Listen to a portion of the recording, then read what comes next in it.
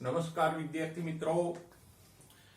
જો દોસ્તો, આપણે પ્રકાશ સંશ્લેષણની પ્રકાશ પ્રક્રિયા ભણી ગયા અને પ્રકાશ પ્રક્રિયામાં આપણે એટલું ભણ્યા કે થાઇલેકોઇડના પટલમાં જે રંજક દ્રવ્ય તંત્રો હોય, રંજક દ્રવ્ય તંત્ર 1 અને 2, એમાં રહેલો ક્લોરોફિલનો અણુ પ્રકાશ ઉર્જાનું શોષણ કરે અને આ ક્લોરોફિલના અણુઓ પ્રકાશ ઉર્જાનું શોષણ કરે તો ઇલેક્ટ્રોન ઉત્સર્જિત કરે।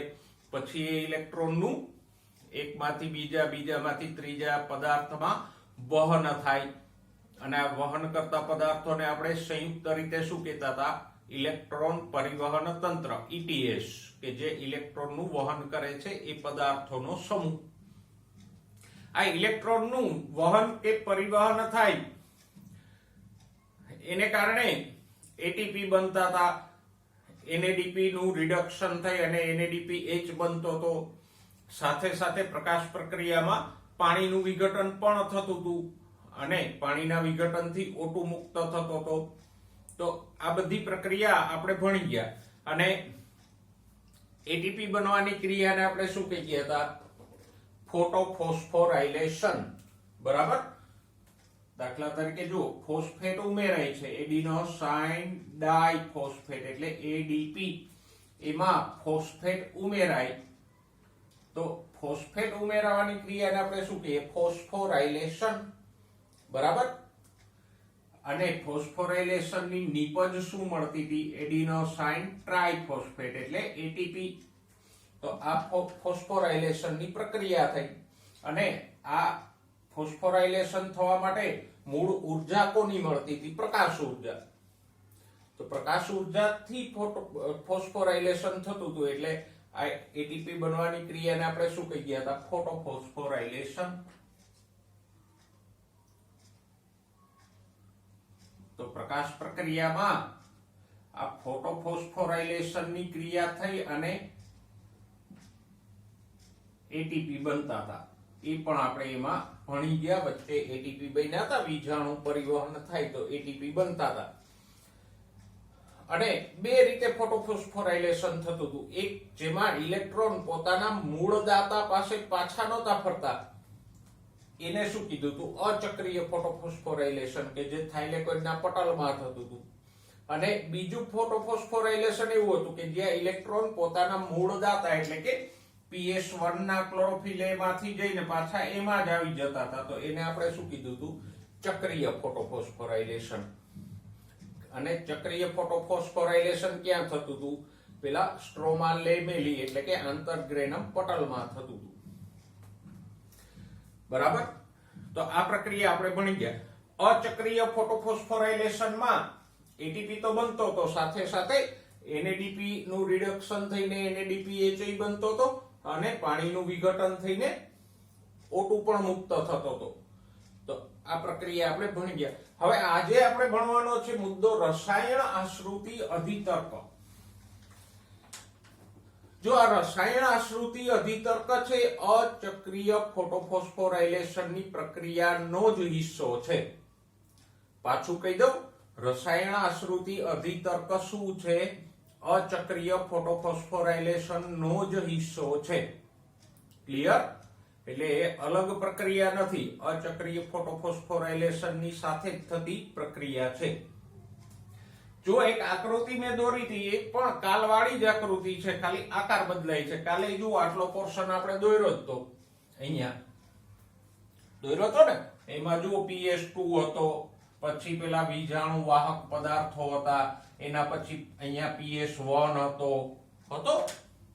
તો આ એ જ ભાગ છે, આ થાઇલેકોઇડનો એક આડો છેદ છે, આ થાઇલેકોઇડનું પટલ છે।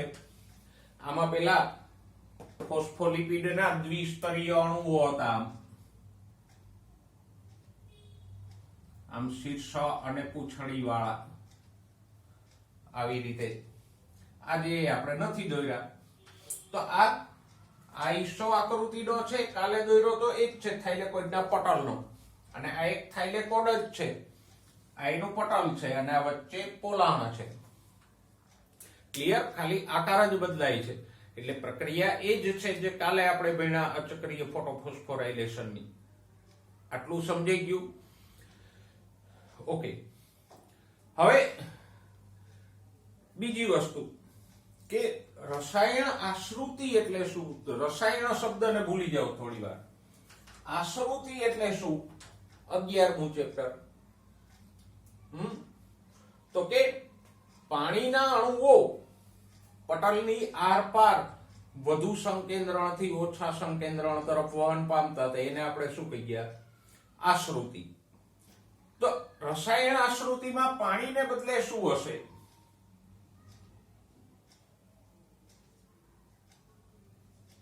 પ્રોટોન. ખાસ કહી દો, પ્રોટોન એટલે H+. હાઇડ્રોજન આયન એટલે શું થાય? પ્રોટોન.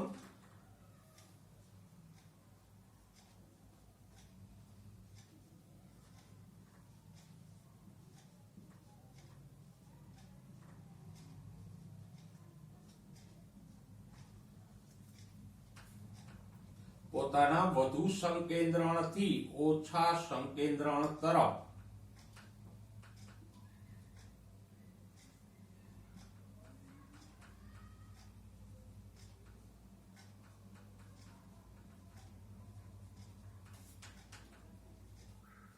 પટલની આરપાર વહન પામે તેને રસાયણ આશ્રુતિ કહે છે. અને આ રસાયણ આશ્રુતિની ક્રિયા અચક્રીય ફોટોફોસ્ફોરાઇલેશનમાં જ થાય. જો આશ્રુતિને યાદ કરો, પેલા મેં કીધું એમ કે આશ્રુતિ કોને કહેતા હતા? તો કે પાણીના અણુઓ વધુ સંકેન્દ્રણથી ઓછા સંકેન્દ્રણ તરફ અર્ધ પ્રવેશશીલ પટલની આરપાર પ્રસરતા હતા, એને આપણે આશ્રુતિ કીધી હતી. પણ જો પ્રોટોન એટલે H+ આવું વહન પામે પટલની આરપાર વધુ સંકેન્દ્રણથી ઓછા સંકેન્દ્રણ તરફ, તો એને આપણે શું કહીશું? રસાયણ આશ્રુતિ. ક્લિયર? તો રસાયણ આશ્રુતિમાં શું થશે? પ્રોટોન એટલે H+ નું વહન થશે. ઓકે. આ રસાયણ આશ્રુતિની સંકલ્પના આપણે ટૂંકમાં સમજ્યા. બીજી એક વસ્તુ કે રસાયણ આશ્રુતિ છે એ તમને 13મા અને 14મા બંને ચેપ્ટરમાં આવશે. 13મા ચેપ્ટરમાં પ્રોટોનનું વહન થાઇલેકોઇડના પોલાણમાંથી સ્ટ્રોમા તરફ થશે. આ થાઇલેકોઇડ છે તો એની ફરતે હરિતકણનું આધારક એટલે સ્ટ્રોમા હોય, તો પ્રોટોનનું વહન અહીંથી આમ થશે. 14મા ચેપ્ટરમાં આ પટલ કોનું હશે? અહીંયા પટલ થાઇલેકોઇડનું છે. 14મા ચેપ્ટર શ્વસનમાં કણાભસૂત્રના પટલની આરપાર પ્રોટોનનું વહન થશે. તો ખાલી પટલ બદલાશે. પ્રોટોનનું વહન તો પ્રકાશ સંશ્લેષણમાં થશે અને શ્વસનમાં પણ થશે. એટલે 13મા 14મા ચેપ્ટર બંનેમાં રસાયણ આશ્રુતિ અધિતર્ક આવશે. વસ્તુ એક જ છે, ખાલી સ્થાન બદલાય છે. અહીંયા રસાયણ આશ્રુતિ એટલે કે પ્રોટોનનું વહન ક્યાં થાય છે? થાઇલેકોઇડના પટલની આરપાર, અંદરથી બહાર. ત્યાં કણાભસૂત્રના પટલની આરપાર થશે, કારણ કે શ્વસનમાં કણાભસૂત્ર ભાગ લે ને. ઓકે, તો આ આટલી વસ્તુ સમજાઈ ગઈ બરાબર. તો આગળ વધીએ. હવે જો આ રસાયણ આશ્રુતિ છે એ એટીપી નું સંશ્લેષણ સમજાવે છે. કે આપણે જે ફોટોફોસ્ફોરાઇલેશન ભણ્યા એમાં એટીપી નું નિર્માણ થાય છે એ કેવી રીતે થાય. આમ તો આપણે વિજાણુ પરિવહનની વાત કરી ગયા, પણ વિજાણુ પરિવહન એકલું એટીપી નિર્માણને સંપૂર્ણ નથી સમજાવી શકતું. એને માટે પ્રોટોન ઢોળાંશ તૂટવો કે પ્રોટોનનું વહન થવું આવશ્યક છે. શેને માટે? એટીપી બનવા માટે. ક્લિયર? તો આ રસાયણ આશ્રુતિ અધિતર્ક આપણને શું સમજાવે છે? એટીપી નું નિર્માણ પ્રકાશ સંશ્લેષણ દરમિયાન કેવી રીતે થાય, અથવા તો ફોટોફોસ્ફોરાઇલેશન દરમિયાન એટીપી નિર્માણ કેવી રીતે થાય છે એ સમજાવે છે. અને બંને ચેપ્ટરમાં છે. 13મામાં છે, 14મામાં છે. ઓકે, હવે પેલા તો એ કે પ્રોટોન ઢોળાંશ કેવી રીતે સર્જાય. આપણે કીધું ને કે પટલની આરપાર એટલે કે આ પટલ છે થાઇલેકોઇડનું, એની આરપાર પ્રોટોન વહન પામે પણ વધુ સંકેન્દ્રણથી ઓછા સંકેન્દ્રણ તરફ. તો આ થાઇલેકોઇડનો અવકાશ કે પોલાણ છે અને આ પટલ છે. આને હું હવે ભૂસી નાખું એટલે જો થાઇલેકોઇડના અવકાશમાં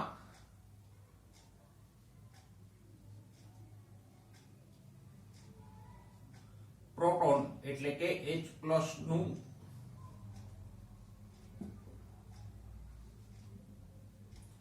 સંકેન્દ્રણ ઊંચું રહેશે.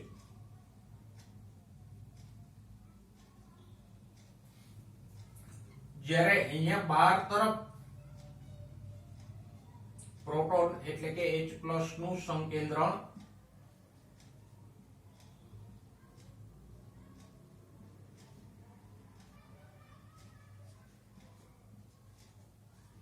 નીચું રહેશે.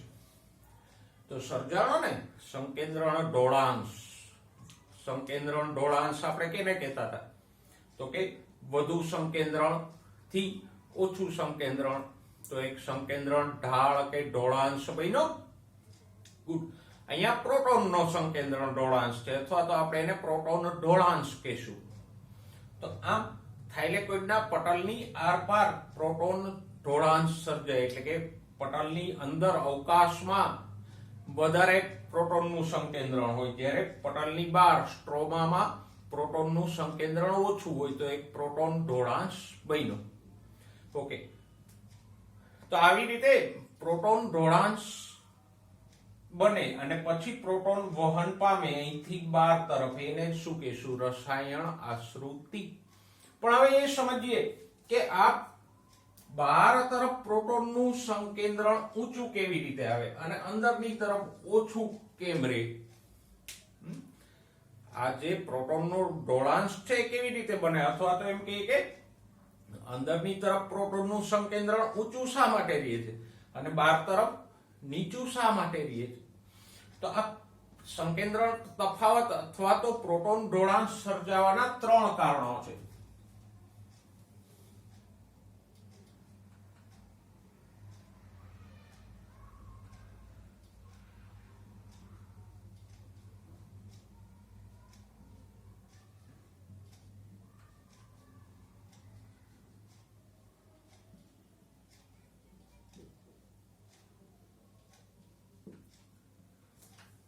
જો પાછા જરા રિવાઇઝ કરી લઈએ, રસાયણ આશ્રુતિ એટલે શું? તો કે પ્રોટોન મીન્સ કે H+ પોતાના વધુ સંકેન્દ્રણથી ઓછા સંકેન્દ્રણ તરફ જાય એને શું કહેવાય? રસાયણ આશ્રુતિ. અને હવે આપણે એ સમજીએ છીએ કે પ્રોટોનનો આ ઢોળાંશ કેમ બન્યો. આ તરફ વધુ પ્રોટોન ક્યાંથી આવ્યા અને આ તરફ પ્રોટોન સંકેન્દ્રણ નીચું શા માટે થયું? તો પ્રોટોન ઢોળાંશના કારણોની આપણે વાત કરીએ. પ્રોટોન ઢોળાંશ સર્જાવાનું પહેલું કારણ શું છે? તો કે થાઇલેકોઇડના પોલાણમાં અથવા તો પટલના પોલાણમાં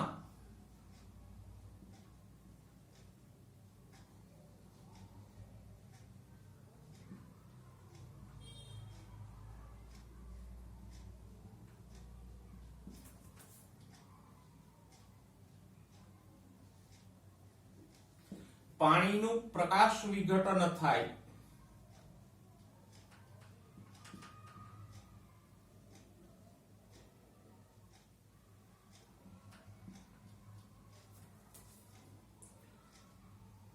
અને એને કારણે પ્રોટોન એટલે કે H+ સર્જાય.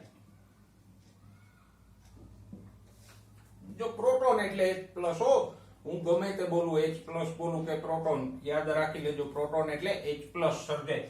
આપણે ભણી ગયા ચક્રીય ફોટોફોસ્ફોરાયલેશનમાં કે PS2 જે પ્રકાશ ઉર્જા શોષે એને કારણે પાણીના અણુનું વિઘટન થતું હતું. અને પાણીના અણુનું વિઘટન થતું હતું તો શું થતું હતું?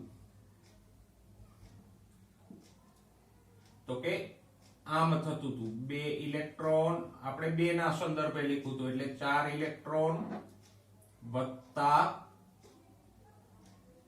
4 નહીં પણ 2 H+ વત્તા 1/O2 એટલે કે O2 આટલું મળે। જો H2O નું વિઘટન થાય તો 2 ઇલેક્ટ્રોન 2 પ્રોટોન અને ઓક્સિજન 1/2 મળે, પણ આપણે અહીંયા પૂરો લખ્યો છે। O2 ને તો ભૂલી જાવ, એ તો વાતાવરણમાં જતો રહેશે બિચારો। આ ઇલેક્ટ્રોન કોણ લઈ જતું હતું?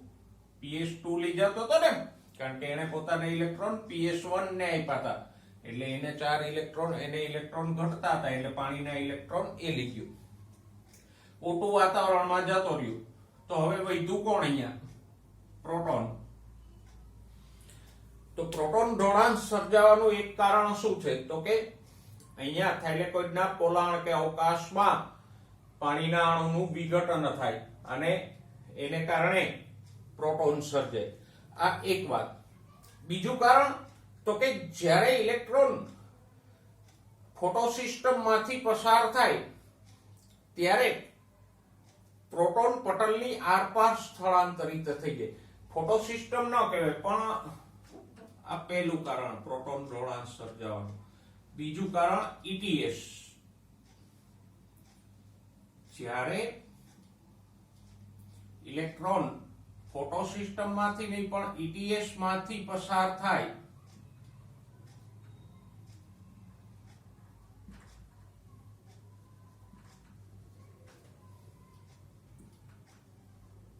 ત્યારે, જો આને વાંચજો, ઇલેક્ટ્રોનનો પ્રાથમિક ગ્રાહક કે જે પટલની બહાર તરફ આવેલો છે, આ ભાઈ, આ પ્રાથમિક ગ્રાહક કે જે પટલની બહાર તરફ આવેલો છે, ત્યારે આપણે પ્રાથમિક ગ્રાહકને અહીંયા બતાવ્યો હતો, અત્યારે બાજુ બતાવ્યો સમજવા।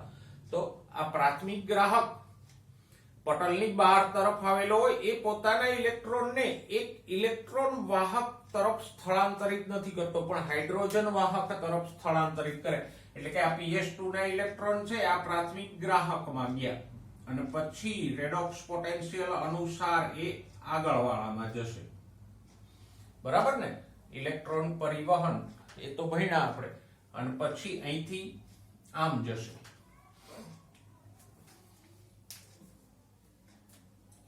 તો આ પ્રાથમિક ગ્રાહક ની વાત કરીએ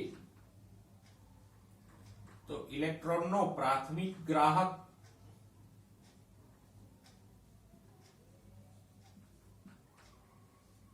ઇલેક્ટ્રોનને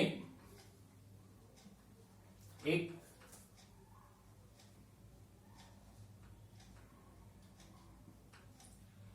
હાઇડ્રોજન ગ્રાહક તરફ સ્થળાંતરિત કરે।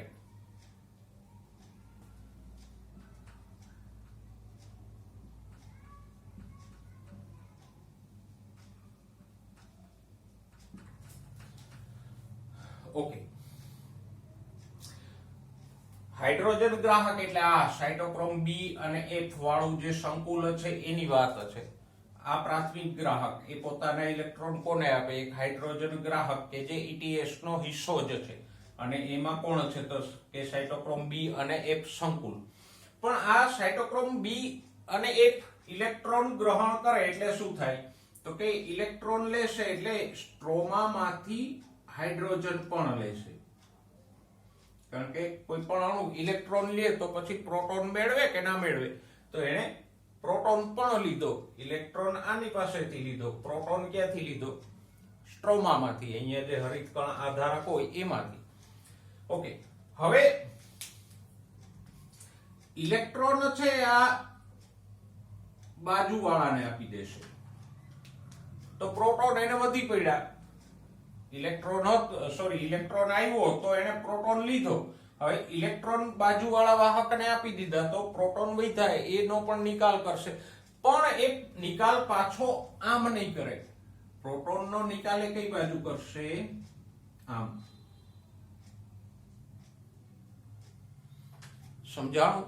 મતલબ કે આ જે વચ્ચે હાઇડ્રોજન ગ્રાહક છે એને સ્ટ્રોમામાંથી પ્રોટોન લીધા અને અંદરની તરફ મોકલા, તો અહીંયા આ રીતે પણ પ્રોટોન આવ્યા કરે। તો હવે આપણે લખીએ બાદમાં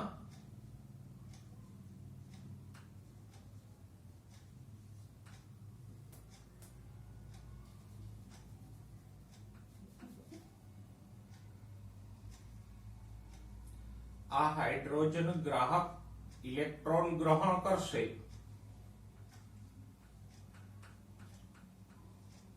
તો સાથે સાથે સ્ટ્રોમામાંથી એટલે કે હરિતકણ આધારકમાંથી પ્રોટોન પણ ગ્રહણ કરશે.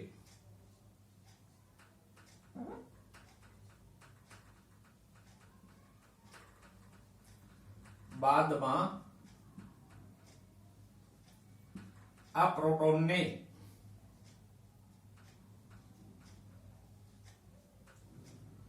સ્ટ્રોમાને બદલે ક્યાં મુક્ત કરશે? થાઇલેકોઇડના અવકાશમાં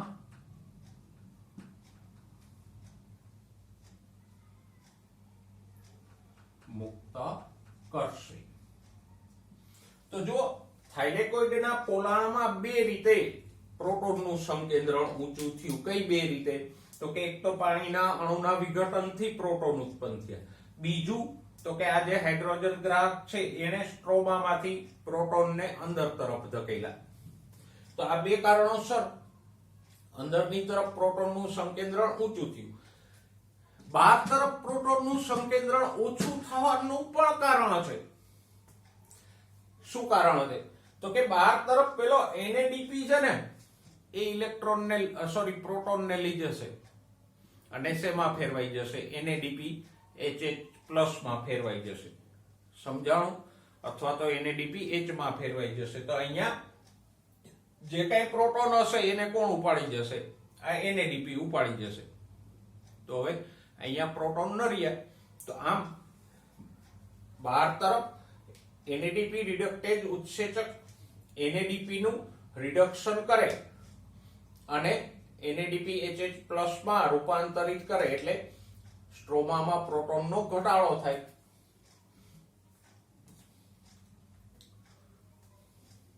તો ત્રીજું કારણ જે સ્ટ્રોમામાં પ્રોટોન ઘટાડે છે કયું છે? તો કે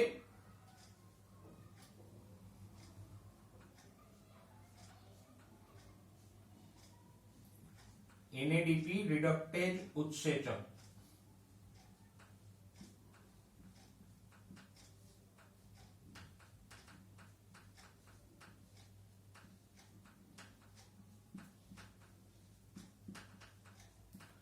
સ્ટ્રોમામાં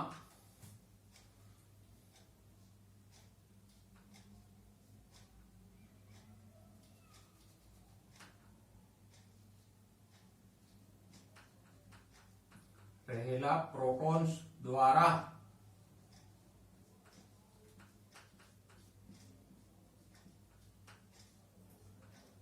NADP નું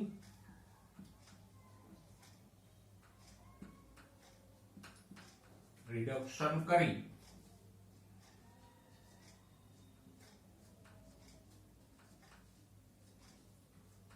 NADP HH+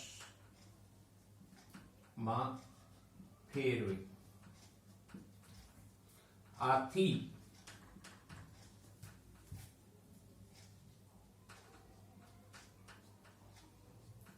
સ્ટ્રોમામાં પ્રોટોનનું સંકેન્દ્રણ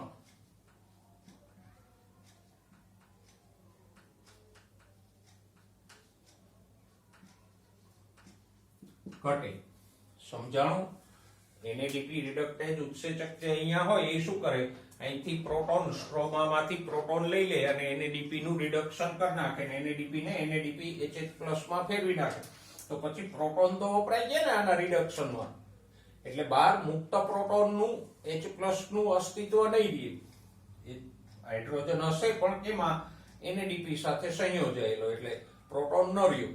તો આમ આ બે કારણોસર પાણીના વિઘટન અને આ હાઇડ્રોજન વાહકને કારણે અંદર પ્રોટોનનું સંકેન્દ્રણ ઊંચું રહે. બહાર NADP નું રિડક્શન થાય એટલે બહારની તરફ પ્રોટોન વપરાયા કરે અને સંકેન્દ્રણ નીચું રહે. આ ત્રણ કારણોસર પ્રોટોન ઢોળાંશ સર્જાય એટલે કે અંદર તરફ થાઇલેકોઇડના પટલમાં પોલાણમાં પ્રોટોન સંકેન્દ્રણ ઊંચું રહે અને આને કારણે બહાર તરફ પ્રોટોનનું સંકેન્દ્રણ નીચું રહે. ઓકે, તો તો આ એક વસ્તુ સમજાઈ ગઈ કે થાઇલેકોઇડના પટલની આરપાર પ્રોટોનનું સંકેન્દ્ર પ્રોટોન ઢોળાંશ કેવી રીતે બને એના 3 કારણો ક્લિયર કટ સમજાઈ ગયા. ઓકે, હવે એક બીજી વસ્તુ સમજી લઈએ કે પ્રોટોન અહીંથી આમ આવે કેમ. પ્રસરણ તો પામશે કારણ કે કોઈ પણ અણુ હોય, પ્રોટોન હોય કે વોટએવર, એ વધુ સંકેન્દ્રણથી ઓછા સંકેન્દ્રણ તરફ જશે, પ્રસરશે. પણ આ જે પટલ છે એ પ્રોટોન માટે અપ્રવેશશીલ છે, એટલે પ્રોટોન આમ ક્યાંયથી નહીં જઈ શકે. પ્રોટોનને બહાર આવવા માટેનો રસ્તો કયો છે? આ ભાઈ, એનું નામ છે એટીપીએજ ઉત્સેચક. તો આ એટીપીએજ ઉત્સેચક પ્રોટોનને બહાર આવવા માટેનો રસ્તો પૂરો પાડશે. સમજાઈ ગયું? ઓકે, અહીંયા વધુ સંકેન્દ્રણ છે, અહીંયા ઓછું સંકેન્દ્રણ છે, એટલે પ્રોટોન બહાર તો આવશે, પણ કોના મારફતે આવી શકશે? આમ પટલમાંથી બહાર નહીં આવી શકે, પણ અહીંથી આમ એક લીટી આપણે દોરીએ.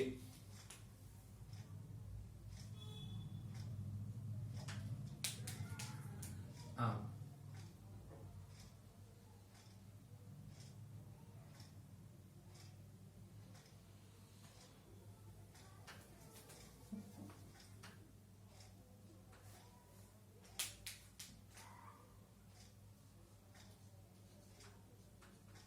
અને આ પ્રોટોન બહાર આવ્યા એને જ આપણે શું કીધું હતું? રસાયણ આશ્રુતિ. ઓકે, હવે આ જે એટીપીએજ ઉત્સેચક છે એના બે ભાગો છે. જુઓ, એક આ ભાગ છે જે પટલની અંદર ખૂંપેલો છે, એને આપણે શું કીધું છે? F0. આ થાઇલેકોઇડના પટલની અંદર છે, એને શું કીધું? F0. અને બીજો આ ભાગ કે જે પટલની બહાર સ્ટ્રોમામાં આધારકમાં લંબાયેલો છે, એને કહીશું F1. સમજાઈ ગયું? તો એટીપીએજ ઉત્સેચકમાં બે ભાગો છે. કયા? F0 જે પટલમાં ખૂંપેલો છે, અને F1 કે જે આધારકમાં લંબાયેલો છે. આ F0 માં વચ્ચે ચેનલ કે માર્ગ હોય, એના દ્વારા પ્રોટોન બહાર આવશે. તો આ બધું PS1, PS2, ETS ની સાથે સાથે થાઇલેકોઇડના પટલમાં આવો એટીપીએજ ઉત્સેચક પણ હોય, જેના દ્વારા પ્રોટોન ઢોળાંશ તૂટે કે પ્રોટોનનું વહન થાય. તો આટલી રચના આપણે સમજી ગયા કે થાઇલેકોઇડના પટલમાં કઈ કઈ રચનાઓ હોય એટીપીએજ ઉત્સેચક સહિતની. થાઇલેકોઇડના પટલની આરપાર પ્રોટોન ઢોળાંશ કેવી રીતે સર્જાય અને આ એટીપીએજ ઉત્સેચક દ્વારા પ્રોટોન બહાર આવશે, એને જ આપણે શું કહીશું? રસાયણ આશ્રુતિ. સમજાઈ ગયું બરાબર આટલું? હવે જુઓ, અહીંયા એક વસ્તુ યાદ રાખજો કે અંદરની તરફ H+ નો ભરાવો થાય એટલે pH માં ઘટાડો થાય. અને તો તમે રસાયણશાસ્ત્રમાં પણ ભણો જ છો કે દ્રાવણમાં મુક્ત H+ વધારે હોય તો એસિડિકતા વધે અને pH ઘટે. તો અહીંયા pH ઘટશે. થાઇલેકોઇડના પોલાણમાં પ્રોટોનનો ભરાવો છે એટલે અહીંયા pH માં ઘટાડો થશે. ઓકે, હવે પ્રોટોન ઢોળાંશ તૂટે કેમ એની વાત કરીએ. તો પેલું તો એ કે પ્રોટોન ઢોળાંશ તૂટવો એટલે શું? તો કે અહીંથી પ્રોટોન બહાર આવે એને શું કહેવાય? ઢોળાંશ તૂટવું. કેમ તૂટે? તો કે આપણે હમણાં જ ભણ્યા, પ્રોટોન છે એ આ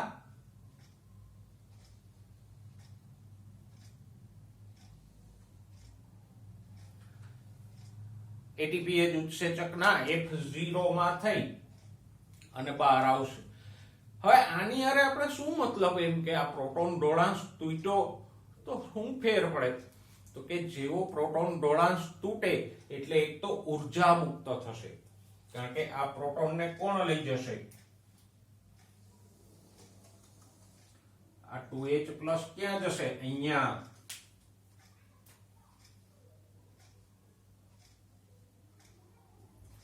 પછી આ પ્રક્રિયા પૂરી કરીએ. PS2 ના ઇલેક્ટ્રોન ક્યાં જતા હતા? PS1 માં. PS1 ના ઇલેક્ટ્રોન એક વાહકમાં થઈ અને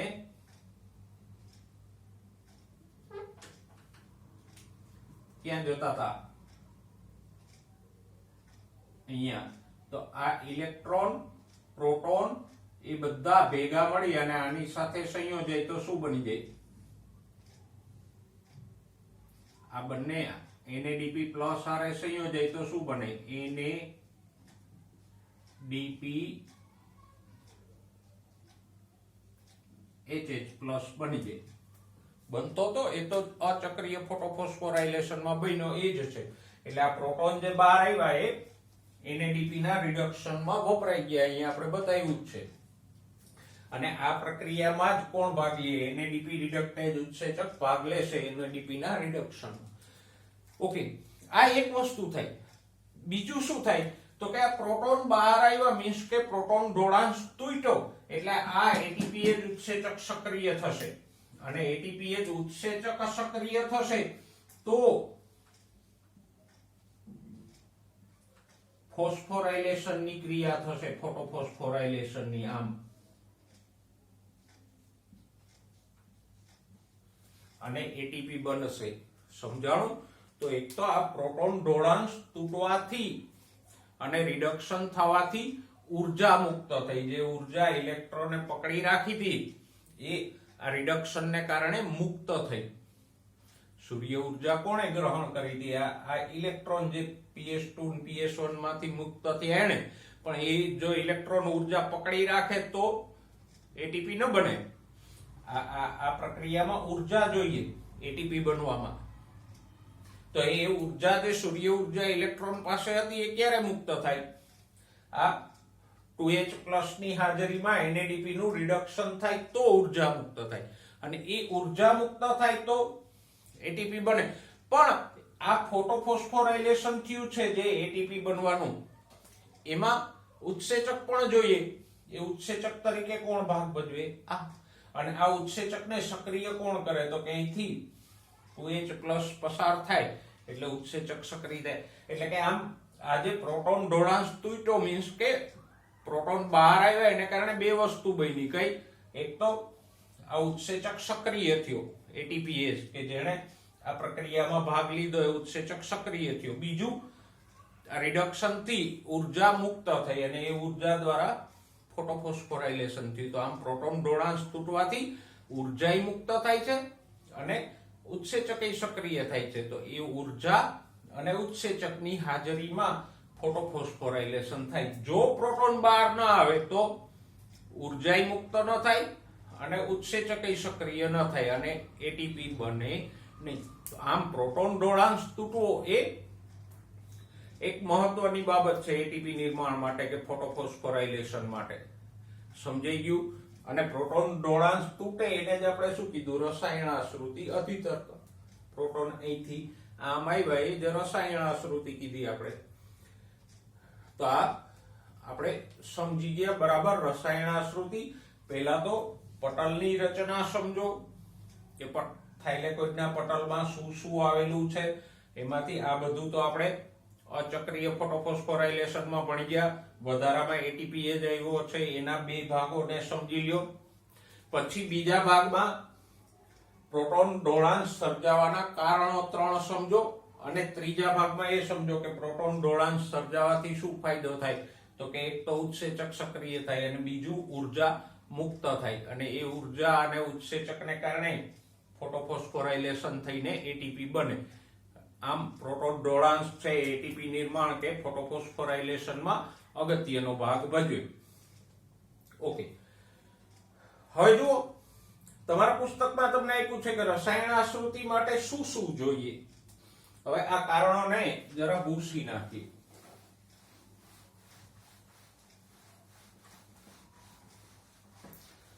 રસાયણાશ્રુતિ થવા માટે શું શું જોઈએ? તો કે એક તો એક પ્રોટોન પંપ.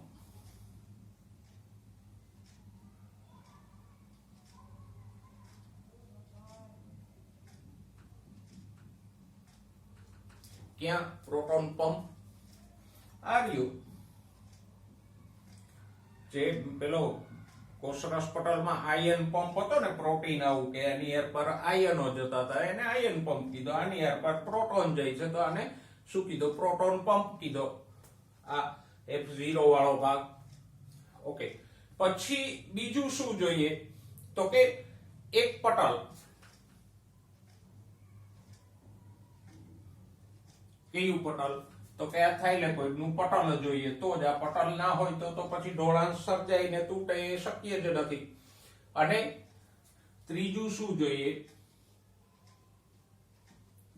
એટીપીએઝ ઉત્સેચક. આને આપણે પ્રોટોન પંપ કીધો, આખાને શું કીધો? એટીપીએઝ ઉત્સેચક. બરાબર. તો આટલી વસ્તુઓની જરૂર રહે. આ ત્રણ બાબતો વગર પ્રોટોન ઢોળાંશ તૂટે નહીં અને એટીપી બને નહીં. ઓકે, નેક્સ્ટ જુઓ.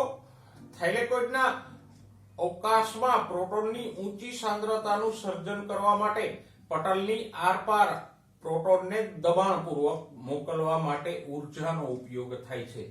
એટલે કે પટલની આરપાર આમ પ્રોટોનને ધકેલવા માટે ઉર્જાનો ઉપયોગ થાય, પણ એ ઉર્જા એટીપી ની નથી હોતી. એટીપી એ એક ચેનલ કે નલિકામય માર્ગ બનાવે. આ માર્ગની વાત છે. એટીપીએઝ માં આવો એક નલિકામય માર્ગ હોય કે જેના દ્વારા પ્રોટોન બહાર આવે. ઓકે, અને એ પ્રોટોનને પટલની આરપાર જવાની પરવાનગી કે રસ્તો આપે, અને આ પ્રોટોન બહાર આવે અને NADP નું રિડક્શન કરે એટલે ઉર્જા મુક્ત થાય. અને મુક્ત થયેલી ઉર્જાથી ફોટોફોસ્ફોરાઇલેશન થાય, અને ફોટોફોસ્ફોરાઇલેશન માં આ એટીપીએઝ ઉત્સેચક ભાગ લે. That's all. થઈ ગયું રસાયણ આશ્રુતિ. તો આમ આ પ્રોટોન ઢોળાંશ તૂટવો એટલે કે રસાયણ આશ્રુતિની ક્રિયા છે એ એટીપી નિર્માણમાં મહત્વનો ભાગ ભજવે છે. બાકી પ્રક્રિયા તો મેં શરૂઆતમાં કીધું એમાં આ અચક્રીય ફોટોફોસ્ફોરાઇલેશન જ છે, જેમાં પાણીનું વિઘટન થતું હતું. PS2 ના ઇલેક્ટ્રોન PS1 માં જતા હતા, PS1 માં 1 ના NADP નું રિડક્શન કરતા હતા. એ જ પ્રક્રિયા છે. પણ આટલો આ પ્રોટોન ઢોળાંશ વાળો પોર્શન આપણે અચક્રીય ફોટોફોસ્ફોરાઇલેશન માં નહોતા ભણ્યા, એને અલગથી ભણ્યા. ઓકે, તો બાળકો પ્રકાશ સંશ્લેષણની પ્રકાશ પ્રક્રિયાની ચર્ચા આપણે પૂરી કરી. હવે વાત કરીએ પ્રકાશ સંશ્લેષણનો બીજો તબક્કો, જેને કહેવાય જૈવ સંશ્લેષણ.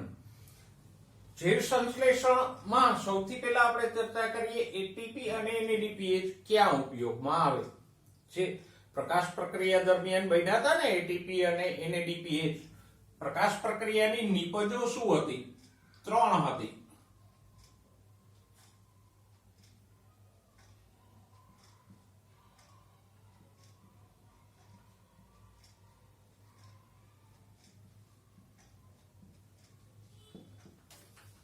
કઈ 3 નિપજો હતી પ્રકાશ પ્રક્રિયાની? તો કે નિપજ નંબર 1, એટીપી બનતો તો પેલી લાંબી કાઈસ કરીને આપણે ઇલેક્ટ્રોન પરિવહન ને પ્રોટોન ઢોળાંશ તૂટવાથી ને એનાથી એટીપી બનતો તો. એ પ્રક્રિયાને આપણે ફોટોફોસ્ફોરાઇલેશન કીધી હતી. નેક્સ્ટ બીજો બનતો તો NADPH, અને ત્રીજો બનતો તો O2. તો પ્રકાશ પ્રક્રિયાની આ 3 નિપજો છે. કઈ એટીપી, NADPH અથવા તો HH+ અને O2. યાદ રહી ગઈ બરાબર? આ 3 માંથી O2 છે એ તો બહાર પ્રસરી અને વાતાવરણમાં જતો રહેશે વાયુ રંધ્રો દ્વારા.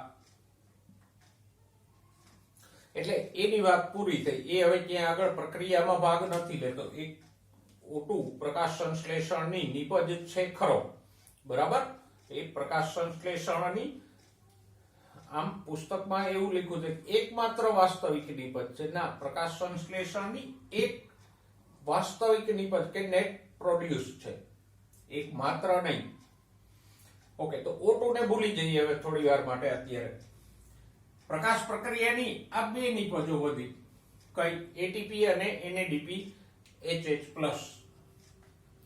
તો આ ક્યાં વપરાશે? તો કે પ્રકાશ સંશ્લેષણના બીજા તબક્કામાં. આ બીજા તબક્કાનું નામ છે જૈવ સંશ્લેષણ તબક્કો.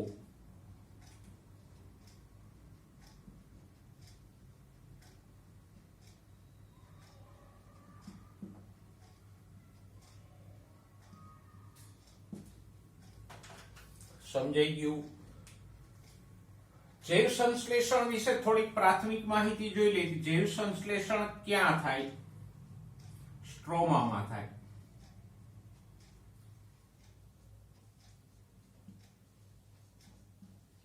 અને બીજી વાત, એના માટે આ તબક્કા માટે પ્રકાશ જરૂરી નથી.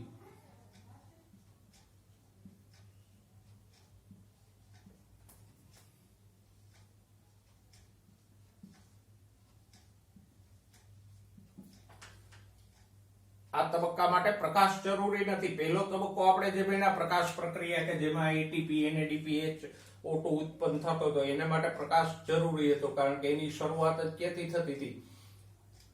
રંજક દ્રવ્યો પ્રકાશ ઉર્જાને શોષે ત્યાંથી જ શરૂઆત થતી હતી, એટલે એના માટે પ્રકાશ જરૂરી, પણ જૈવ સંશ્લેષણ માટે પ્રકાશ જરૂરી નથી. ઓકે, પણ હા, વાક્ય હજી અધૂરું છે. પ્રકાશ જરૂરી નથી, પરંતુ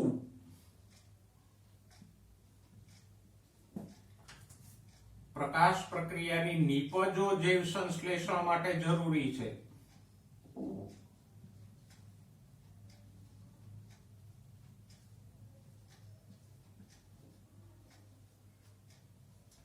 એટલે કે આ તબક્કો પ્રકાશ આધારિત નથી, પણ પ્રકાશ પ્રક્રિયાની નિપજો મીન્સ આ બે પ્રકાશ પ્રક્રિયાની નિપજો કઈ?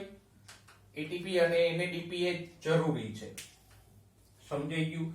અને ખબર કેવી રીતે પડે કે પ્રકાશ જૈવ સંશ્લેષણની ક્રિયા માટે પ્રકાશ જરૂરી નથી? તો કે જો પુસ્તકમાં આપણને આપ્યું છે કે કોઈ છોડ હોય એને તમે અચાનક અંધારું કરી દો ઉપર કપડું ઢાંકીને, તો શું થશે? તો કે પ્રકાશ પ્રક્રિયા તો બંધ થઈ જ જશે, પ્રકાશ નહીં મળે એટલે. પણ થોડીક વાર પછી જૈવ સંશ્લેષણ બંધ થઈ જશે. તો એ થોડીક વાર શા માટે ચાલુ રહી? ધારો કે આપણે 0 સમયે છોડને અંધારું કરી દીધું, તો દાખલા તરીકે 2 મિનિટ પછી જૈવ સંશ્લેષણ બંધ થઈ જશે. પણ આ 2 મિનિટ જૈવ સંશ્લેષણ અંધારામાં પણ ચાલુ રહી, તો એ શું દર્શાવે છે? તો કે જ્યાં સુધી પ્રકાશ પ્રક્રિયાની નિપજો અવેલેબલ હતી ત્યાં સુધી પ્રક્રિયા ચાલુ રહી, પછી એ પણ બંધ થઈ ગઈ. જો પ્રકાશ આધારિત હોત તો અહીંયા જ બંધ થઈ જાત, પણ નિપજો અવેલેબલ છે ત્યાં સુધી ચાલુ રહેશે, એટલે એને પ્રકાશની જરૂર નથી. પ્રકાશ પ્રક્રિયાની નિપજો એટલે કે એટીપી અને NADPH એના માટે જરૂરી છે જૈવ સંશ્લેષણ માટે. ઓકે, હવે આરે એ પણ જોઈ લે કે જૈવ સંશ્લેષણમાં થાય શું? તો કે જૈવ સંશ્લેષણમાં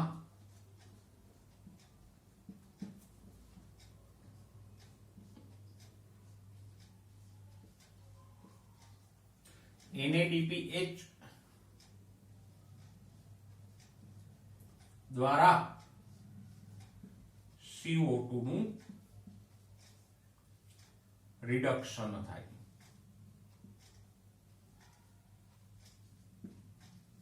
એટલે કે આ NADPH નો હાઇડ્રોજન છે એ CO2 માં ઉમેરાશે, તો CO2 માં હાઇડ્રોજન ઉમેરાણો તો એ શું થયું? CO2 નું રિડક્શન થયું. ઓકે, અને આ રિડક્શન માટે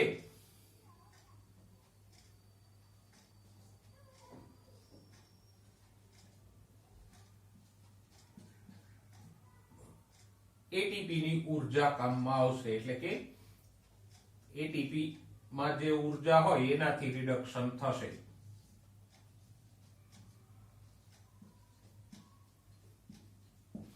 તો જો પ્રકાશ પ્રક્રિયાની આ બંને નિપજો કેમ કામમાં આવી જૈવ સંશ્લેષણમાં? તો કે NADPH એ CO2 નું રિડક્શન કર્યું, એમાં વપરાણો, અને એટીપી એ રિડક્શન માટે ઉર્જા આપે છે.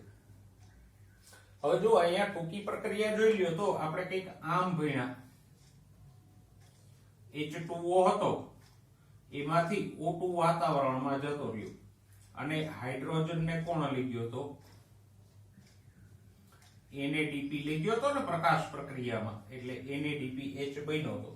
તો પાણીનો હાઇડ્રોજન કોની પાસે હતો? આ NADPH પાસે. એને કોણે આપી દીધો? CO2 ને આપી દીધો. એટલે પાણી વપરાય છે ખરું, પણ વાયા NADPH વપરાય છે. ઓકે, પછી પ્રકાશ ઉર્જા જે શોષાણી એ કોની પાસે હતી? તો કે પ્રકાશ ઉર્જાથી ફોટોફોસ્ફોરાઇલેશન થઈ અને એટીપી બન્યો. એ એટીપી ની ઉર્જા ક્યાં ગઈ? CO2 ના રિડક્શનમાં. અને આ CO2 નું રિડક્શન થાય તો શું બને? અહીંયા કાર્બન ઓક્સિજન છે, આ હાઇડ્રોજન એમાં ઉમેરાઈ જાય, રિડક્શન થાય તો શું બને? CH2O આને 6 વડે ગુણી નાખો તો શું બની જાય? ગ્લુકોઝ. તો આમ CO2 ના રિડક્શન થી ગ્લુકોઝ બન્યો. પણ એ રિડક્શન કેવી રીતે થયું? તો કે પાણીનો હાઇડ્રોજન NADP માં ગયો અને NADPH માંથી CO2 ના રિડક્શન માં ગયો હાઇડ્રોજન. બરાબર. સાથે સાથે પ્રકાશ ઉર્જા પહેલા કેમાં ગઈ? ATP માં, અને ATP માંથી ક્યાં ગઈ? રિડક્શન માં ગઈ, એટલે ગ્લુકોઝના બંધોમાં સચવાઈ ગઈ. તો આમ હાઇડ્રોજન વાયા NADPH આવે છે ગ્લુકોઝમાં, જ્યારે ઉર્જા વાયા ATP આવે છે ગ્લુકોઝમાં. સમજાઈ ગયું આટલું? તો જૈવ સંશ્લેષણ માટે પાછું એકવાર જોઈ લ્યો. સ્ટ્રોમામાં થાય એના માટે પ્રકાશ જરૂરી નથી, પણ પ્રકાશ પ્રક્રિયાની નિપજો એટલે ATP અને NADPH જરૂરી છે. અને આ ATP અને NADPH કેવી રીતે જરૂરી છે? તો કે NADPH CO2 નું રિડક્શન કરી અને ગ્લુકોઝ બનાવે, સાથે સાથે ATP આ રિડક્શન માટે ઉર્જા આપે, અને ATP એ આપેલી પ્રકાશ ઉર્જા CO2 ના બંધોમાં સંગ્રહાશે. આટલી વાત આપણે જૈવ સંશ્લેષણની પ્રાથમિક કરી.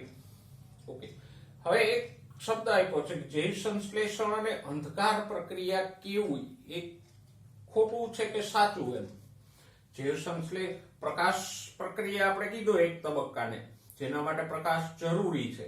તો બીજો તબક્કો જેના માટે પ્રકાશ જરૂરી નથી, એને આપણે જૈવ સંશ્લેષણ કહીએ. બીજો શબ્દ એના માટે વપરાય અંધકાર પ્રક્રિયા. તો અંધકાર પ્રક્રિયા એવો શબ્દ વાપરવો એ સાચું છે કે ખોટું? અથવા એમ કહીએ કે જૈવ સંશ્લેષણ કહીએ કે અંધકાર પ્રક્રિયા, શું કહેવું જોઈએ? મારે જવાબ ન આપવાનો, ચોપડીમાં લખ્યું છે. તમારા મિત્રો હારે એની ચર્ચા કરો, મારી હારે નહીં.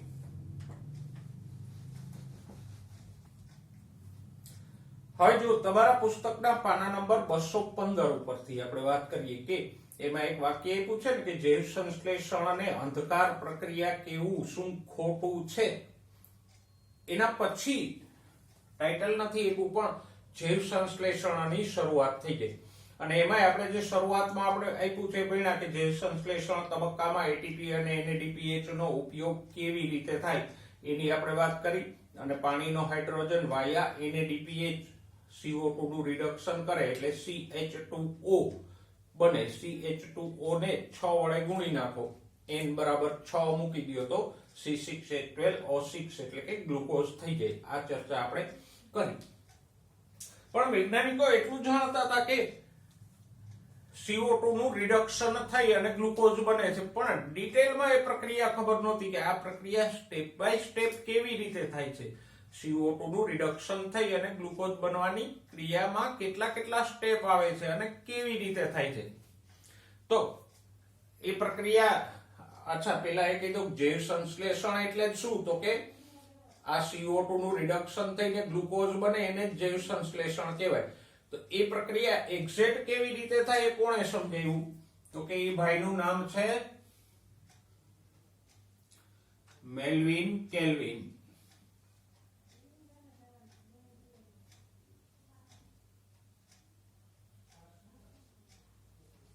એવું સરસ મજાનું નામ છે, મેલ્વિન કેલ્વિન. બરાબર ને?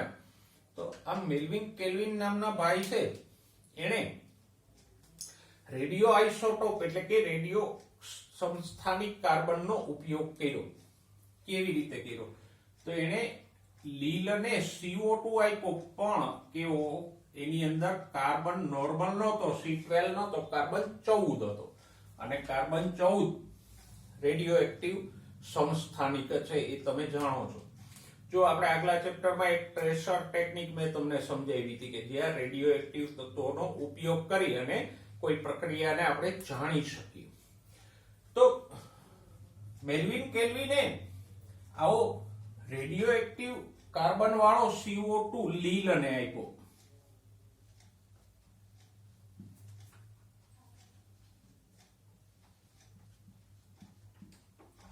તો એને જોયું કે એક પદાર્થ, કયો પદાર્થ? તો કે 3-phosphoglyceric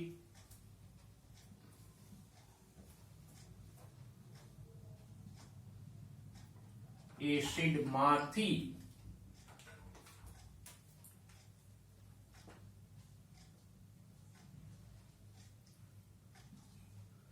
કાર્બન 14 નું વિકિરણ મળે છે. તો આવો CO2 આપ્યા પછી કેલ્વિને જોયું કે આ જે કાર્બન 14 નું રેડિયેશન છે એ શેમાંથી મળે છે? 3-ફોસ્ફોગ્લિસરિક એસિડ અથવા તો જેને ટૂંકમાં કહેવાય 3PGA નામનો. આમાં કાર્બન કેટલા છે? 3 કાર્બન વાળો પદાર્થ છે. એમાંથી આ 3PGA માંથી કાર્બનનું વિકિરણ નીકળ્યું. આ કાર્બનનું વિકિરણ આ અણુમાંથી મળ્યું. તો એનો સીધો અર્થ શું થયો કે આ CO2 માંથી શું બન્યું? 3-ફોસ્ફોગ્લિસરિક એસિડ. સમજાઈ ગયું? તો આવી રીતે મેલ્વિન કેલ્વિને રેડિયો આઇસોટોપનો ઉપયોગ કર્યો. આમ તો રેડિયો આઇસોટોપ તો બીજા વિશ્વયુદ્ધની પહેલા ઘણા બધા શોધાઈ ગયા હતા અને તમે જાણો છો બીજા વિશ્વયુદ્ધમાં આવા રેડિયો એક્ટિવ પદાર્થો થી અણુબોમ્બ બનાવી અને જાપાન ઉપર ફેંકવામાં પણ આવ્યા.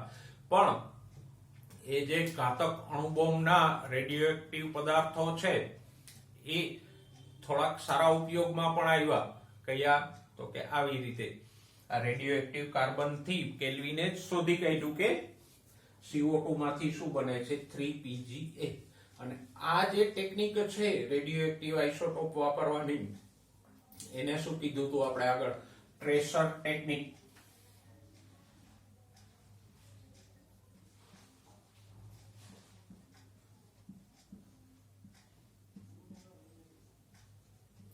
અને ત્યારે મેં કીધું હતું ટુ ટ્રેસ એટલે પગેરું શોધવું. તો અહીંયા કાર્બનનું પગેરું શોધ્યું ને આપણે વિકિરણથી કે કાર્બન ક્યાં ગયો? 3PGA માં ગયો. તો આ રીતે જૈવ સંશ્લેષણની પ્રક્રિયાનું સૌથી પહેલું સંશોધન કોણે કર્યું? મેલ્વિન કેલ્વિને. અને બે વાત બીજી કે અહીંયા પહેલો પદાર્થ કયો બને છે? 3 કાર્બન વાળો બને છે. એટલે જૈવ સંશ્લેષણની આ પ્રક્રિયાને નામ શું આપ્યું?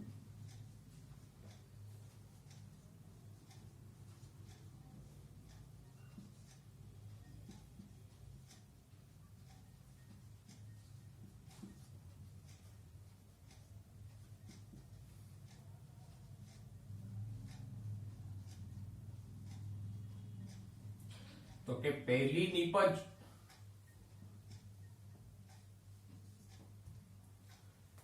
ત્રણ કાર્બન વાળી છે એટલે એને શું કીધું? આ પ્રક્રિયાને જૈવ સંશ્લેષણની ક્રિયા કે ગ્લુકોઝ બનવાની ક્રિયાને શું કીધું? C3 ચક્ર. અને એનું સંશોધન મેલ્વિન કેલ્વિને કર્યું એટલે એને કેલ્વિન ચક્ર પણ કહેવાય. એટલે C3 ચક્ર કયો કે કેલ્વિન ચક્ર કયો, બે એક જ છે. અને કેલ્વિનને આ અગત્યના સંશોધન બદલ નોબેલ પ્રાઇઝ પણ આપવામાં આવ્યું. ઓકે, તો આ એક વસ્તુ સમજાઈ ગઈ કે જૈવ સંશ્લેષણ એટલે શું? તો કે C3 ચક્ર. શા માટે? તો કે CO2 ના ઉપયોગથી પહેલો પદાર્થ કયો બને છે?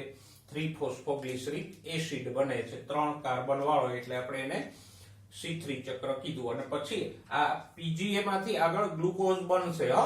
આ તો આપણે હજી પેલું જ સ્ટેપ ભણ્યા જૈવ સંશ્લેષણનું. ઓકે, તો આમ મેલ્વિન કેલ્વિને આ શોધ કરી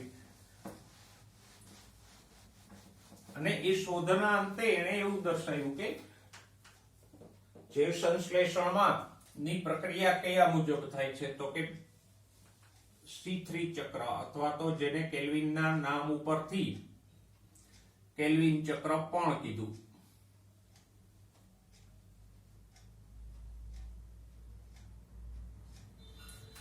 ઓકે, પણ વૈજ્ઞાનિકો છે ને પાછા ખટપટિયા બહુ હોય. કોઈ એક શોધ કરે તો પાછા એ પોતે બીજા વૈજ્ઞાનિકો એની પાછળ મચી પડે કે આવું ભાઈ થાય છે કે નહીં એમ. તો આમાં પણ એવું જ થયું. કેલ્વિને જેવું એવું કીધું કે ભાઈ આ 3PGA બને છે પહેલો પદાર્થ, એટલે બીજા વૈજ્ઞાનિકો બીજી વનસ્પતિઓ ઉપર કાર્બન 14 લઈને મંડી પડ્યા કે બધામાં આવું થાય છે કે નહીં. જોઈએ તો ઘણા વૈજ્ઞાનિકોએ જોયું કે અમુક વનસ્પતિઓમાં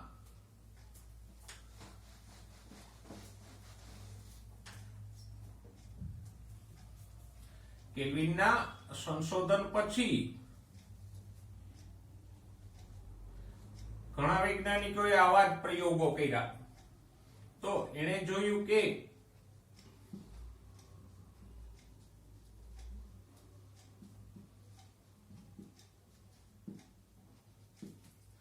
અમુક વનસ્પતિઓમાં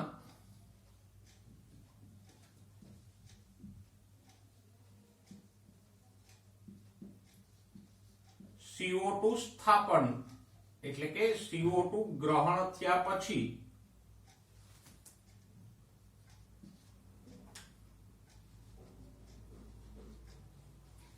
પ્રથમ નિપજ 3 કાર્બન વાળો PGA નહીં પણ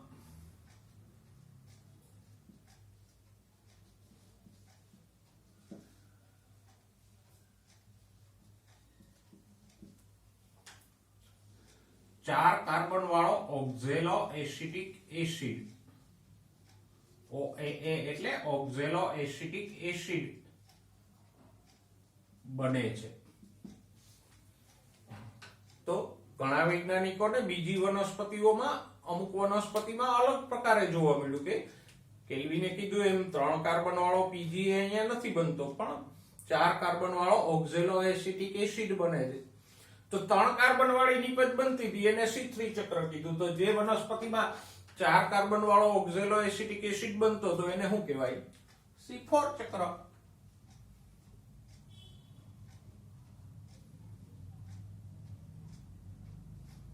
અથવા તો એના શોધકો ઉપરથી એને H-Slack પથ પણ કહેવાય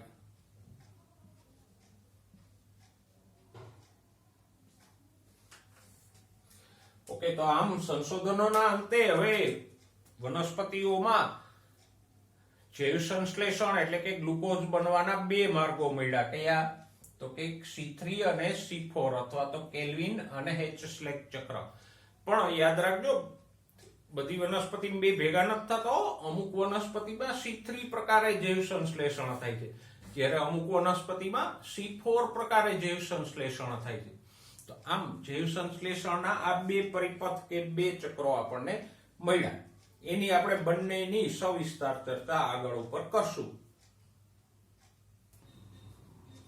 હવે C3 C4 ચક્રને વિસ્તારથી સમજતા પહેલા એક પ્રશ્નની ચર્ચા કરી લઈએ કે CO2 નો પ્રાથમિક ગ્રાહક કોણ છે જો કેલ્વિને તો સમજાવી દીધું કે CO2 ના સ્થાપનથી 3 PGA બને પણ હવે આ જે વૈજ્ઞાનિકો આ જૈવ સંશ્લેષણ કે અંધકાર પ્રક્રિયાને સમજવા માટે સંઘર્ષ કરતા હતા એટલે કે સંશોધનો કરતા હતા એને પણ એક પ્રશ્ન થતો હતો અને આપણને પણ પ્રશ્ન થવો જોઈએ કે આ એકલા CO2 માંથી PGA ન બને એક જે CO2 છે એમાંથી ફોસ્ફોગ્લિસરિક એસિડ ન બની શકે બરાબર સમજાય છે મારી વાત એકલા CO2 માંથી આ PGA નો અણુ ન બની શકે તો કોઈક અણુ એવો હોવો જોઈએ કે જે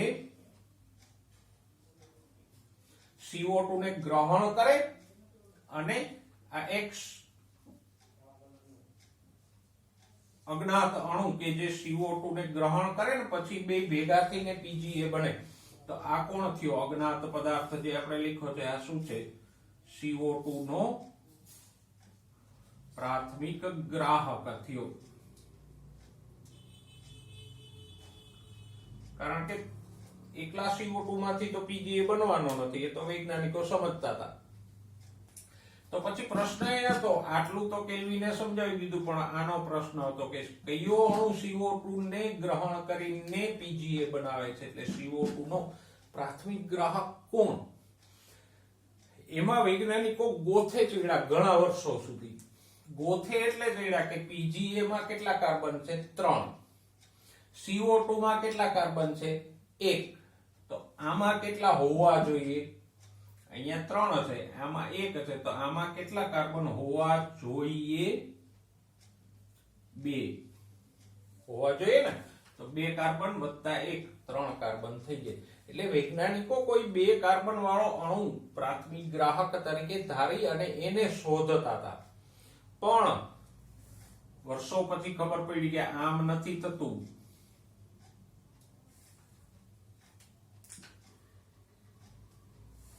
આમ થાય છે.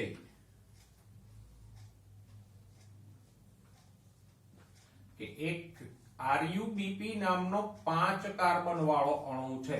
RuBp નું પૂરું નામ થશે રિબ્યુલોઝ. યાદ રાખજો, રિબ્યુલોઝ બાયફોસ્ફેટ અથવા તો રિબ્યુલોઝ, ક્લિયર લખીએ તો 1,5 બાયફોસ્ફેટ. અને એમાં કાર્બન કેટલા છે? 5. તો RuBp નું પૂરું નામ શું થાય? રિબ્યુલોઝ 1,5 બાયફોસ્ફેટ નામનો એક 5 કાર્બન વાળો અણુ એ CO2 નો પ્રાથમિક ગ્રાહક છે. અને હવે કાર્બન કેટલા થયા જુઓ, 5 વત્તા 1 6. તો પ્રક્રિયા આમ થતી હતી. 6 કાર્બન માંથી 3 કાર્બન વાળા 2 PGA બનતા હતા. વૈજ્ઞાનિકો શરૂઆતમાં એમ મતતા હતા કે અહીંયા 1 કાર્બન છે તો અહીંયા કોઈ 2 કાર્બન વાળો અણુ હશે અને 2 વત્તા 1 ભેગા થઈને 3 કાર્બન વાળો PGA બનતો હશે. પણ નહીં, 5 વત્તા 1 6 થઈને 3 કાર્બન વાળા 2 PGA બનતા હતા. તો હવે સમજાઈ ગયું CO2 નો પ્રાથમિક ગ્રાહક કોણ છે? આ ભાઈ. કયા ભાઈ? રિબ્યુલોઝ 1,5 બાયફોસ્ફેટ કે RuBp. અને એમાં કાર્બન કેટલા છે? 5. ક્લિયર? અને પ્રક્રિયા કેવી રીતે થાય? કાર્બન સ્થાપનની આ ક્રિયા કેમ થાય છે? 5 વત્તા 1 6 કાર્બન માંથી 3 કાર્બન વાળા 2 PGA બને. તો આમ CO2 નો આ પ્રાથમિક ગ્રાહક RuBp લાંબા સમયે શોધાણો. ઓકે, તો આટલી આપણે ચર્ચા કરી કે જૈવ સંશ્લેષણના 2 પથ છે, C3 ચક્ર, C4 ચક્ર. અને એમાં CO2 ને ગ્રહણ કોણ કરે છે? RuBp. અને C3 ચક્રની પહેલી નિપજ કઈ છે? તો કે 3 PGA. C4 ચક્રમાં અલગ હશે, આમ નહીં હોય. એમાં પ્રક્રિયા આમ થશે. ત્યાં CO2 નો પ્રાથમિક ગ્રાહક કઈ જુદો હશે. ત્યાં હશે 3 કાર્બન વાળો ફોસ્ફોઇનોલ પાયરુવેટ. અને એમાંથી 3 વત્તા 1 4 કાર્બન વાળો ઓક્ઝેલો એસિટિક એસિડ બનશે.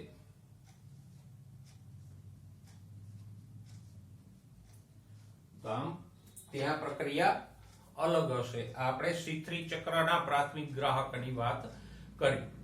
ઓકે, તો આટલું આપણે આજે જૈવ સંશ્લેષણમાં જોયું. બાળકો, હવે જોઈએ જૈવ સંશ્લેષણનો પહેલો પથ. આપણે જોયું કે જૈવ સંશ્લેષણ 2 રીતે થાય, C3 અને C4 અલગ અલગ વનસ્પતિમાં થાય. તો પહેલો પથ C3 ચક્ર અથવા તો એના શોધકો પરથી આપણે એને કેલ્વિન ચક્ર એવું નામ આપ્યું. એની ચર્ચા કરીએ કે કેલ્વિન ચક્રની પ્રક્રિયા વિસ્તારથી કેવી રીતે થાય. અને તમે જાણો છો કે આ પ્રક્રિયાનું સંશોધન કેલ્વિન અને એના સાથીદારોએ કર્યું, એટલે જ આપણે એને કેલ્વિન ચક્ર નામ આપીએ છીએ. ચક્ર એવો શબ્દ એટલા માટે વાપરો કે પ્રક્રિયા ચક્રીય રીતે થશે. કેવી રીતે? તો કે અહીંયા આપણે ભણી ગયા કે CO2 નો પ્રાથમિક ગ્રાહક કોણ છે? RuBp, રિબ્યુલોઝ 1,5 બાયફોસ્ફેટ નામનો 5 કાર્બન વાળો પદાર્થ છે. એની સાથે CO2 સંયોજન એટલે 5 વત્તા 6 કાર્બન બને. અને 6 કાર્બન વાળું એક અસ્થાયી સંયોજન બને. અને એમાંથી બનશે 2 અણુ 3 PGA ના, એટલે કે 3 ફોસ્ફોગ્લિસરિક એસિડ ના 3 કાર્બન વાળા 2 અણુ બનશે. આટલું આપણે સમજી ગયા. બરાબર? પણ હવે આ પ્રક્રિયા ચક્રીય રીતે ચાલે, એટલે કે આખી પ્રક્રિયા પૂરી થશે એ દરમિયાનમાં અહીંયા એક ગ્લુકોઝનો અણુ બની જશે. શર્કરા એટલે કે ગ્લુકોઝ બનશે. સાથે સાથે RuBp પણ પાછા બની જશે, વપરાય નહીં જાય. એટલે પ્રક્રિયા કેવી થઈ?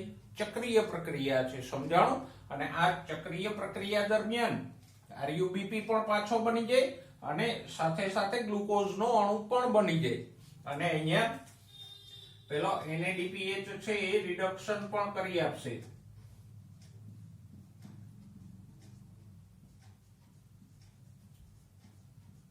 અને રિડક્શનમાં એટીપી ની ઉર્જા પણ વપરાશે.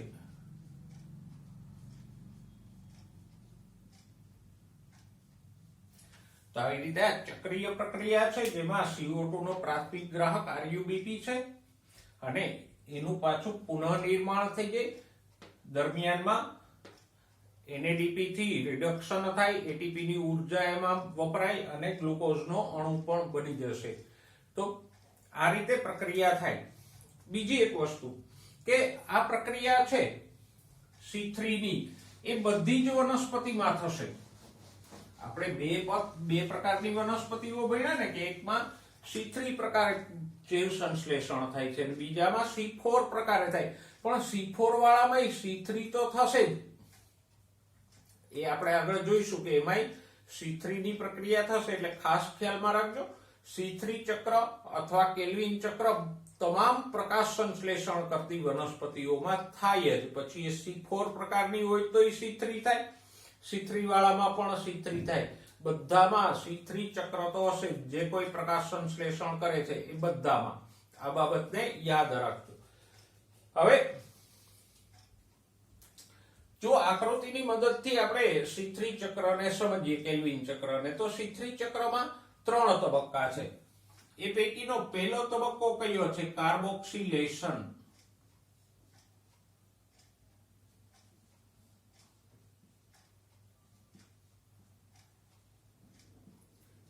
કાર્બોક્સિલેશન એટલે આપણે સરળતાથી તમે કહી શકો CO2 ઉમેરાઓ.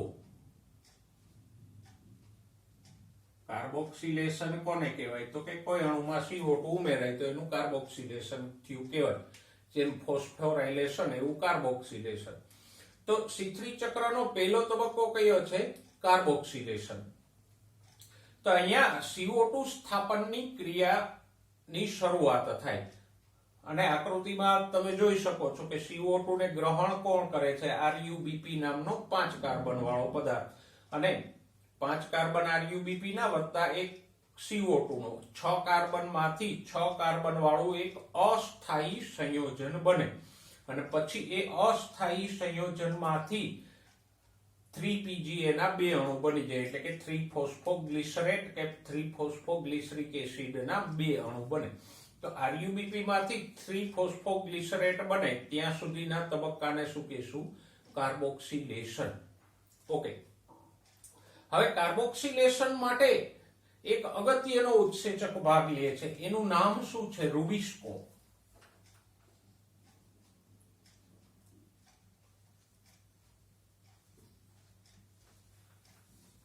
એનું નામ શું છે? રૂબિસ્કો. Ribulose biphosphate કાર્બોક્સાઇલેઝ ઓક્સિજનેઝ. રૂબિસ્કોનું પૂરું નામ શું છે? તો કે રિબ્યુલોઝ બાયફોસ્ફેટ નું કાર્બોક્સિલેશન કરે છે. એટલે શું કહેશું? રિબ્યુલોઝ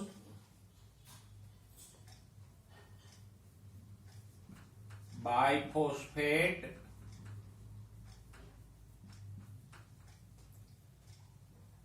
કાર્બોક્સિલેશન કરે છે એટલે કાર્બોક્સાઇલેઝ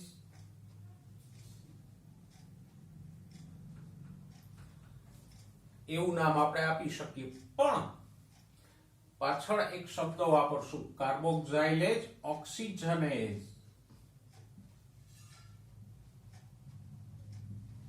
કારણ કે આગળ આપણે જોઈશું પ્રકાશ શ્વસનમાં કે રૂબિસ્કો છે ને ડબલ ઢોલકી છે.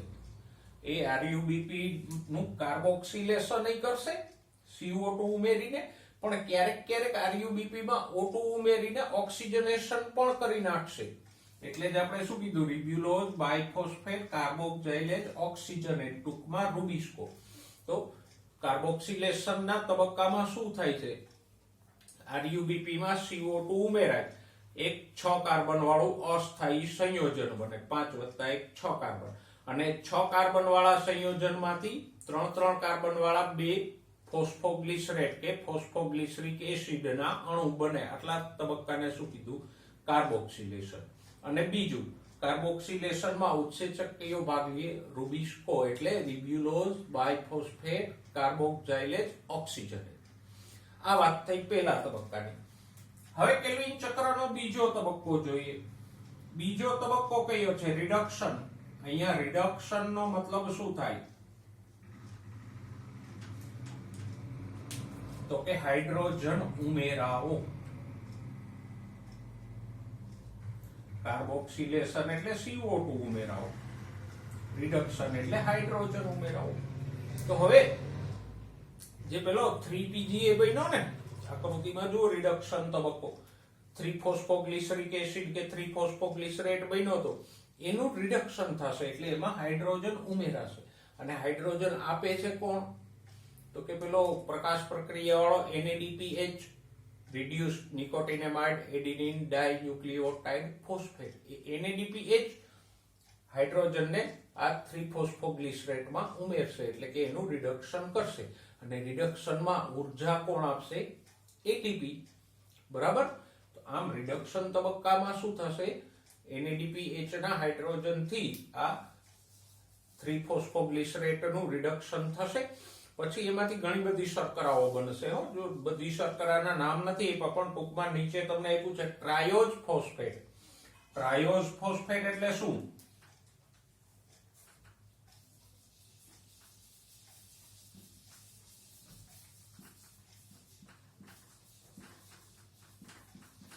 તો કે 3 કાર્બન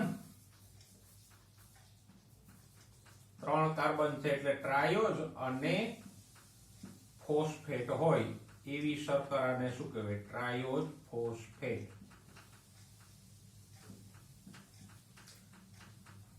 આ PGA છે ફોસ્ફોગ્લિસરિક એસિડ, એ પણ ટ્રાયોઝ ફોસ્ફેટ જ છે. એમાં 3 કાર્બન છે અને ફોસ્ફેટ છે. તો આ 3PGA નું રિડક્શન થઈ અને એમાંથી અલગ અલગ બીજી ટ્રાયોઝ ફોસ્ફેટ શર્કરાઓ બનતી જશે. તો આ તબક્કાને આપણે શું કીધું? રિડક્શન તબક્કો. અને ત્રીજો તબક્કો છે પુનઃનિર્માણ.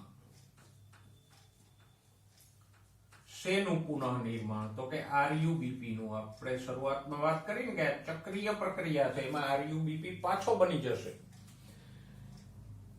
જો આકૃતિમાં આપણે જોઈ શકીએ કે 3 કાર્બન વાળી 2 ટ્રાયોઝ ફોસ્ફેટ હોય તો એના ગ્લુકોઝ કેટલા થાય? બોલો. 3 કાર્બન વાળી 2 શર્કરાઓ હોય તો ગ્લુકોઝ ટોટલ કેટલા થયા? 6. બરાબર? 6 એના કાર્બન કેટલા થયા? 6 કાર્બન વાળી શર્કરામાંથી ગ્લુકોઝ બની જાય કે નહીં? તો આમ 3 કાર્બન વાળી 2 ટ્રાયોઝ ફોસ્ફેટ શર્કરાના અણુ લ્યો તો 3 + 3 6 કાર્બન માંથી ગ્લુકોઝનો અણુ બની જશે. પણ હારે RUBP નું પુનઃનિર્માણ પણ થઈ જશે. કેવી રીતે? તો કે આમ આકૃતિમાં બતાવ્યું છે એમ ન થાય. RUBP નું પુનઃનિર્માણ કેમ થાય? 6 વખત આ ચક્ર ચાલે તો. ક્યારે થાય? 6 વખત આ જે ચક્ર છે એ ચાલે તો. જો હિસાબ માંડો, 6 RUBP લ્યો એટલે એના અણુ કેટલા થયા?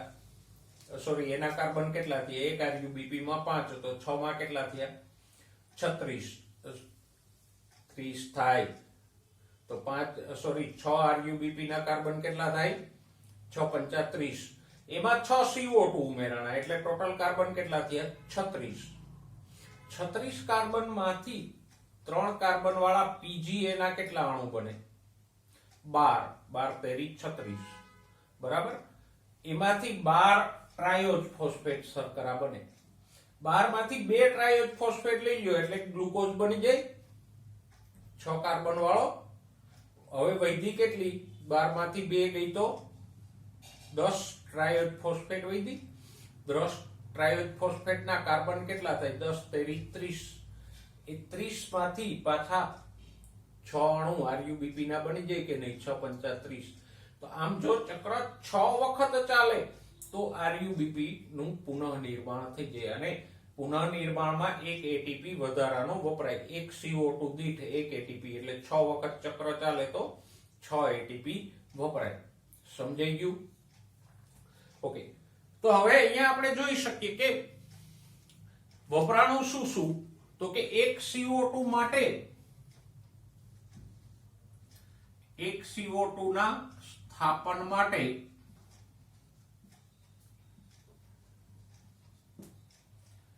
બે રિડક્શન તબક્કામાં 2 NADPH વપરાણ અને 2 ATP રિડક્શનમાં વપરાણ.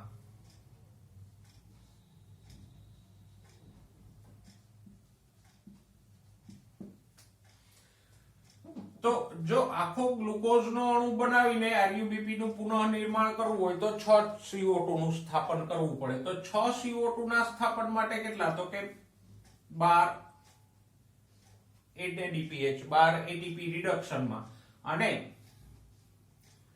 6 વધારાના ક્યાં વપરાય છે, પુનઃનિર્માણ તબક્કામાં વપરાય.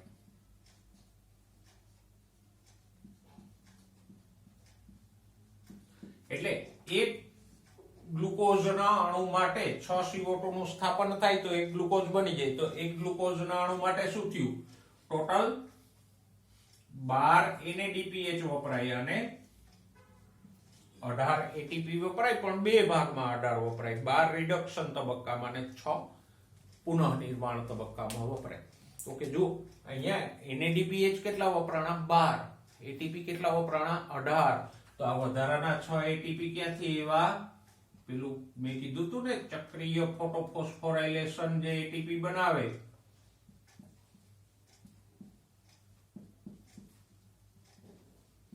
એ, તો એ વધારાના એટીપી આ ચક્રીય ફોટોફોસ્ફોરાયલેશન થી આવ્યો. તો આમ આ 3 તબક્કાઓ, કાર્બોક્સિલેશન, રિડક્શન અને પુનઃનિર્માણ, એ 3 તબક્કાઓમાં C3 ચક્રની પ્રક્રિયા થાય.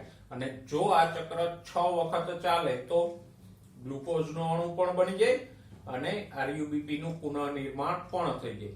અને આમ 6 વખત ચક્ર ચાલી અને એક ગ્લુકોઝનો અણુ બને તો એમાં પ્રકાશ પ્રક્રિયામાં બનેલા 12 NADPH અને 18 ATP વપરાય એક ગ્લુકોઝના અણુ માટે. હવે તમને એમ પૂછે કે 50 ગ્લુકોઝના અણુ માટે કેટલા NADPH વપરાય, તો 12 × 50, 10 ગ્લુકોઝના અણુ બનવા માટે કેટલા ATP વપરાય, તો એક માટે 18, તો 10 માટે 180.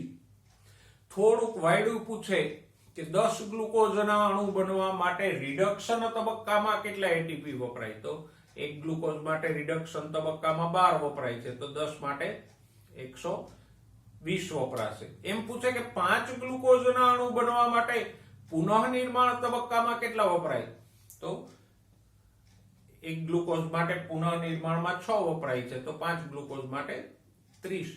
એટલે આ બાયફર્કેશન યાદ રાખજો. એટીપી માં આ તો એક જ છે, 12 અણુ, એક ગ્લુકોઝ માટે 12 અણુ NADPH ના વપરાય, પણ એટીપી બે ભાગમાં છે, 12 રિડક્શનમાં અને 6 પુનઃનિર્માણમાં. એટલે તમને એમ પૂછે કે 5 ગ્લુકોઝના અણુ બનવા માટે પુનઃનિર્માણમાં કેટલા એટીપી વપરાય, અથવા તો 5 ગ્લુકોઝના અણુ બનવા માટે રિડક્શનમાં કેટલા એટીપી વપરાય, તો આવડી જશે. ઓકે, આ વખતે આપણે C3 ચક્રની ચર્ચા કરી. નેક્સ્ટ ટાઈમ C4 ચક્ર, પ્રકાશ શ્વસન અને બાકીના મુદ્દાઓની ચર્ચા સાથે ફરીવાર મળીશું. ત્યાં સુધી સ્વસ્થ રહો, મસ્ત રહો અને ભણવામાં વ્યસ્ત રહો.